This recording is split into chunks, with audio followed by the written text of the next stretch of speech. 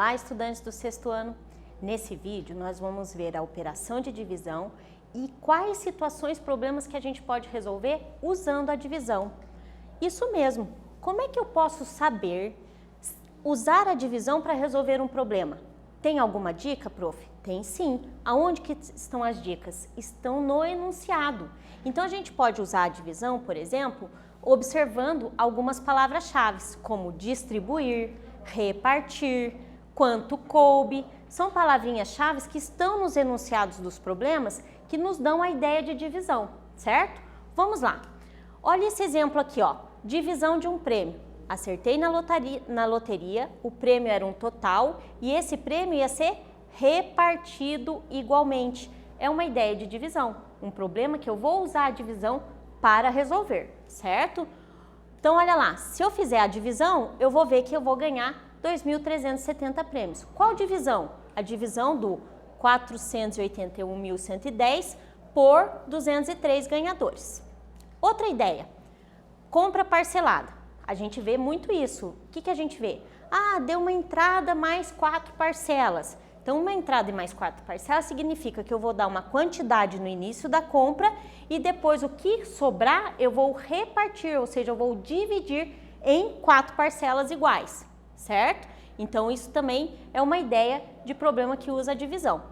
Consumo de combustível, por exemplo, nosso carro consome 12 litros por quilômetro rodado e eu tenho que rodar 432 quilômetros de Olímpia até São Paulo. Então, o que eu tenho que pensar? Esse consumo é o quê? Para cada quilômetro rodado, consome 12. Então, quantos 12 litros vão caber aqui no 432, certo? Muito bem. Aqui, outra ideia, valor unitário. Se eu tenho um conjunto de coisas e o valor total desse conjunto é 480 e eu quero saber quanto que custa um, ou seja, se eu tenho 4 coisas juntas valendo um total, para eu saber quanto custa cada uma, é uma ideia de divisão. Vou pegar o total e dividir pela quantidade de objetos que estão nesse conjunto. Outra ideia, calcular quanto tempo falta. Então, por exemplo, eu tenho quantas semanas em 36 dias? Ou seja, 36 dias eu consigo repartir esses 36 dias que vai me dar quantas semanas, levando em consideração que uma semana tem 7 dias. E quantos meses, levando em consideração que cada mês, em média, tem 4 semanas, então quantos meses vai ser? Tudo ideia de divisão, porque eu vou fazer agrupamentos, conjuntinhos, certo? Quantos doces cabem? Então, por exemplo, eu tenho uma quantidade de doces e eu tenho uma quantidade de caixas, ou eu tenho uma quantidade de doces que cabem em cada caixa e quero saber quantas caixas eu vou precisar. Também é uma ideia de divisão, certo?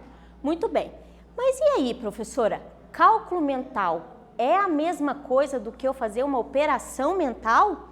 Não, não é a mesma coisa. Vejam bem, cálculo mental é aquele cálculo que a gente usa estratégias de composição e decomposição numérica. Mas o que é isso, professora? Por exemplo, se eu falo para vocês assim, 72 dividido por 6. O 72 eu consigo dividir em 60 mais 12, não consigo escrever 60 mais 12? Dividido por 6 fica fácil, porque daí é 60 dividido por 6 e o 12 dividido por 6. Isso é estratégia de cálculo mental, certo? Muito bem. Então, calcular mentalmente, fazer cálculo mental não é a mesma coisa que eu fazer a operação mental. Vamos a um exemplo aqui, ó.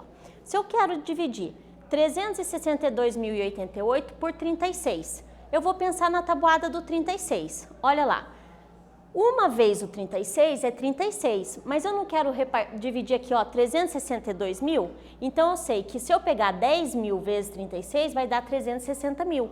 Então eu separei 360 mil, daí me sobra o quê? Olha lá, vai sobrar o quê? 2.088. Mas 2.088 eu sei que pode ser 1.800 mais 288, certo? Então, com isso, eu consigo fazer essa decomposição e dividir cada termozinho aqui por 36, depois de eu decompor, e faço o quê? O reagrupamento, certo? Então, a gente tem, com esse reagrupamento, 10.058.